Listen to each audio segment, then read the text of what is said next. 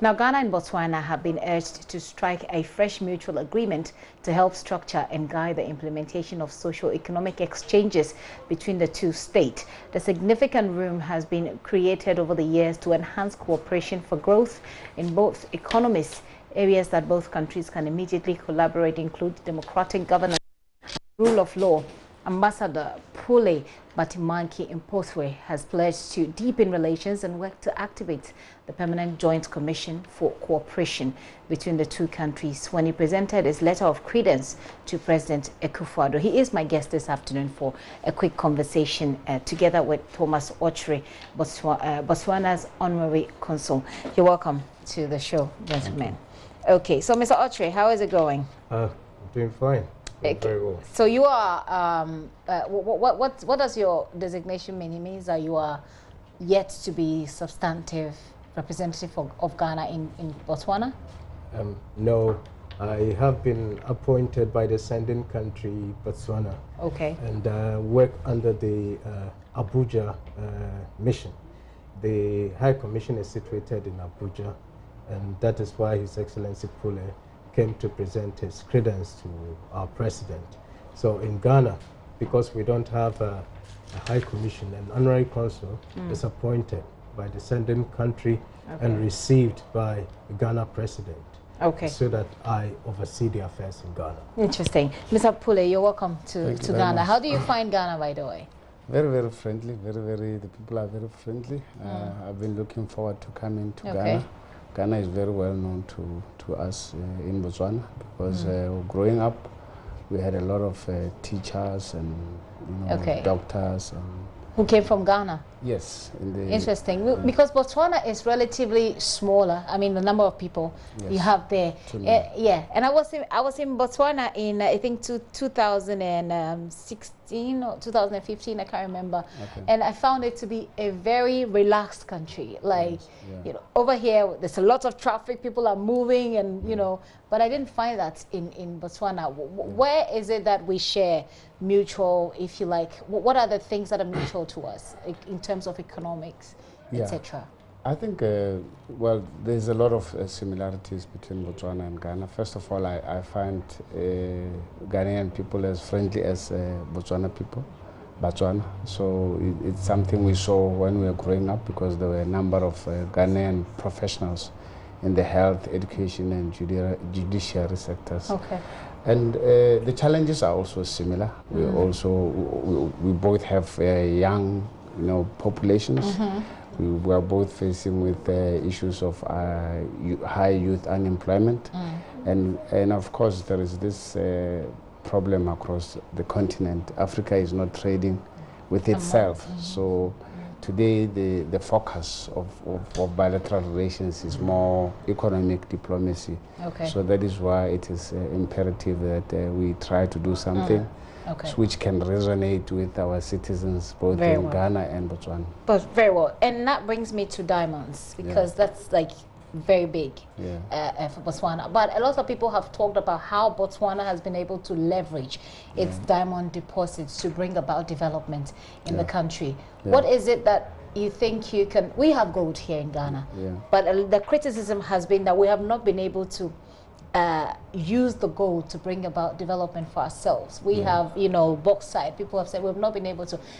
What is it that Botswana did that perhaps you think that we have not done with our gold, or perhaps we can learn? Yeah, I think diamonds were discovered a few years after independence, maybe a year or 2-3 years after independence. So at independence, Botswana did not, the prospecting was going on, but the diamonds had not been found. So when they were found, there was we were very lucky in that the first generation of leadership managed to convince the chiefs, the kings, who were responsible for land and everything, land distribution and allocation, that wherever minerals are found, they should belong to everybody. In that they should be kept by the state so that the benefit goes to everyone. So because at the independence there was no roads, there was no no clinics, no hospitals, no schools. That is why we had so many Ghanaian teachers actually. Okay. So the funds, the revenue from the diamond was channeled into this social sector. Into the development. Yeah, so I think it was a masterstroke by the first generation of leadership. They were very visionary in that way. Okay. Because even up to today, education and health are still free in Botswana. Education and health are free in Botswana, Yes, and they're funding this with proceeds that they make from diamonds. From diamonds. Yes. So, but in Botswana, you process the diamonds, don't you? Yes. We okay. So again, the criticism for Ghana has been that Ghana is, we are more like exporting the gold. So we have all these multinational companies who are into gold mining. They do the gold, they take it away, it comes back to us, we buy. As refined products, we buy it. You've been having a conversation with our representatives, and of course, now that you've presented your credentials, I don't know, maybe it's not even your business. Our people should be doing that. But what key lessons will you throw out there for people to learn from how you are able to process your natural resources rather than export them? Actually, we also, at the beginning, we also didn't have the capacity to do all the downstream activities. So we were just mining and sending them outside. So, for example, the aggregation of diamonds is done in Botswana now, and it only started in 2012. Okay. But before it was done in London. So it was just the mining, the polishing, and then sending them abroad. But now, every 6 weeks, diamanteers come from all over the world, buy diamonds, and then, But we still have to participate actively in where the value is, and the value is in jewelry making. And it's only now that we are beginning to have a few companies. Okay. So that criticism is still there with us. It's still there, but you took a decision to do that in 2012. Yes, before 2012. Before 2012, so and it's happening for you in 2012. Yes. Well, let me bring in Mr. Mphothwe here and find out. We have this, we have we're building our mutual relationship with Botswana, etc. What is it that, and I'm particularly interested, and I'm sure my viewers are, in how management of our natural resources. Are we really serious about learning anything from the Botswana's experience with how they've managed their diamonds? I think in Botswana, I would say the diamonds are very well protected, and the citizenry also respect the laws of the land. And if they were to find diamond, they take it then to government because they know it comes back to help them. To help them. Exactly. Right. And it is not easy to find people going to say, I'm doing galamsey and I'm stealing diamond and I'm taking. People will try here and there, but it is never popular, and it is almost not done. Okay, so that's the striking difference. The way that the people feel responsible. So when they see the natural resource, when they see gold, diamond, they see it as belonging to the state. Exactly. So they will take it to the state. Exactly. But in Ghana, it's behind my window, so I have to go and mine it myself and keep it, illegal mining, and keep it as well. So that's the difference. The difference here even is the act of trying to mine it or mining it wouldn't even come into somebody's head that I'm going to mine without government's approval or without the required authority behind to do that. Wow. Yeah. So that goes back to how it started from the beginning, because when you have a child, what you train the child with is what they tend to grow up with. Exactly. It looks like if I'm not wrong, we had it wrong from the beginning, it looks like. So how do we repair the wrongs of the past? I would say we are on the right channel, but what we need to add is that Ghanaians need to understand that the minerals belong to us. Two, our leaders must also know that when money comes from the sale or the usage of our minerals, it belongs to the people, and the money should come back to the people. And when the people realize that what they have paid, what they have contributed to the state is coming back to them, I am sure everybody will try to do the right thing. I don't know. It sounds like a perfect plan, but it's perfect on paper. But usually the problem has always been getting things done. Now that the multinationals and these gold mining corporations have already they have their roots here. I don't know how we're going to, get through the transition. Do you, from your perspective, see any hope for our ability to deal with it the way you dealt with it before 2012? Yeah, I think it all boils down to leadership and servant leadership, making sure that people, the leaders are accountable to the citizenry. Because with us, we are lacking that. We did not know the value of diamonds. There's a story that people were just decorating their houses with this shining glass material. They didn't. I don't know definitely whether have it's to come true and live in Botswana. Yeah, but this is then. This is then. When they were still. We're still looking, but now But I think it boils down to there has to be a connection with the citizens so that they know that this resource, this God. But if I take it back to government, it will come back to me anyway. This God-given resource should, benefit us and even be sustainable for those future generations. I hope we get there someday. But before we wrap up, we understand that as part of our mutual bilateral relations, you're also sponsoring, offering some scholarships. Can you tell us a bit about that? Yes. As I indicated earlier, education is free. So one of the things that the Botswana government has done has really invested a lot in education. As I said, the Ghanaian community helped a lot in that regard. Last night I was with some of the professors and justices who worked in Botswana in the past.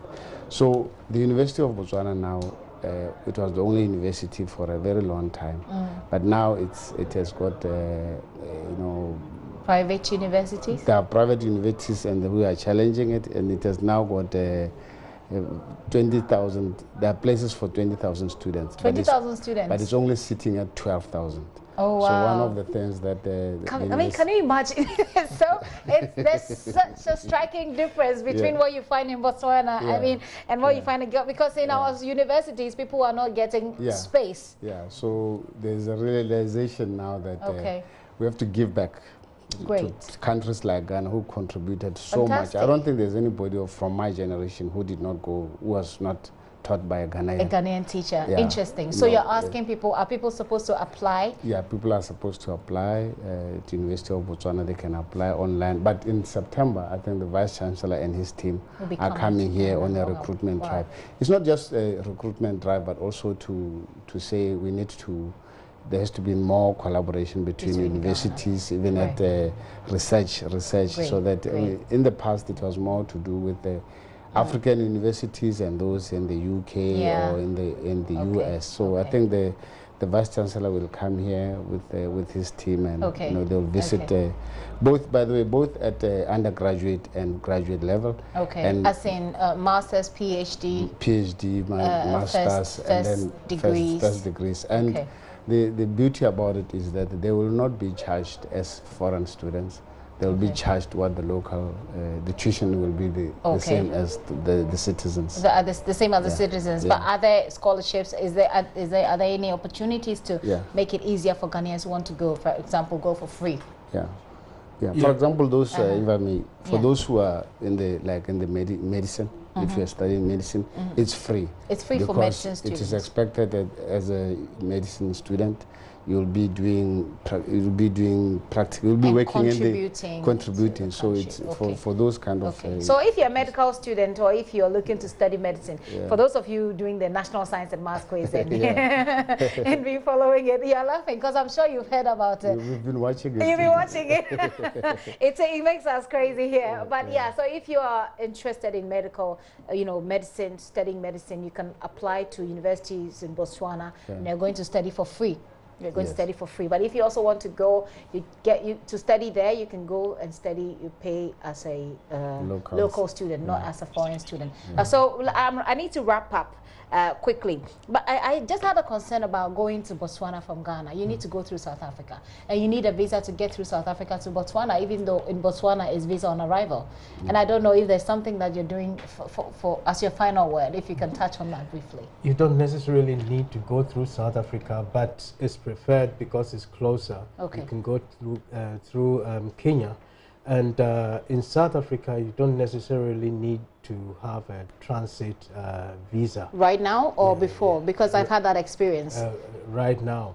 And with our visas, it is not that difficult. So difficult in the timing for turnaround visa issuance is not as before. Okay. I encourage everybody to try. Okay. Instead of going somewhere, maybe to Dubai, to UK, Sure. we need to learn to know Africa. True. So just to tour Botswana, okay. we have very good tourism facilities and very, very good hospitable people who are okay. very well trained. Okay, so that is Thomas Mphothwe there, who came with the Botswana's ambassador to Ghana, Mr. Pule Mphothwe. Yes. Mphothwe, yeah. Right, I got it right there. Well, they're urging you to take your honeymoon to Botswana and go and have some fun there. Trust me, I've been there. It's a very calm country. If you don't like noise and you don't like too many people like me, you'll enjoy it. Thank you very much for coming. Thank you very much for having us. You're still watching The Pulse with me, Gifty and Dopia.